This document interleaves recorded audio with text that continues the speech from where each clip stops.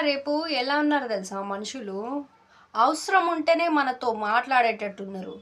మన అవసరం తీరిందనుకో కుక్క కన్నా హీనం అయిపోతాం. నిజం కాదా? చెప్పండి. కామెంట్ చేయండి. ఎవరికైనా గానీ వాళ్ళకి అవసరం ఉన్నప్పుడే మనతో మాట్లాడతారు. వాళ్ళు ఎంత ఫ్రీగున్నా గానీ, మనం ఎంత వాళ్ళతో మాట్లాడాలనుకున్నా గానీ ఎవ్వరు రారు. ఇది నిజమే కదా! అంతే. మనుషులు ఎలా ఉన్నారు తెలుసా అండి?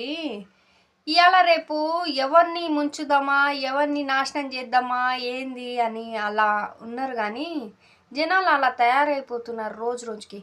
వాడికి అవసరం ఉంటేనే మనతో మాట్లాడతాడు.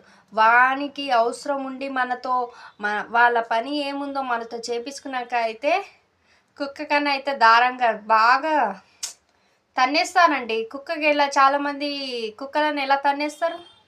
అవసరం ఉన్నంత సేపే ఎవడైనా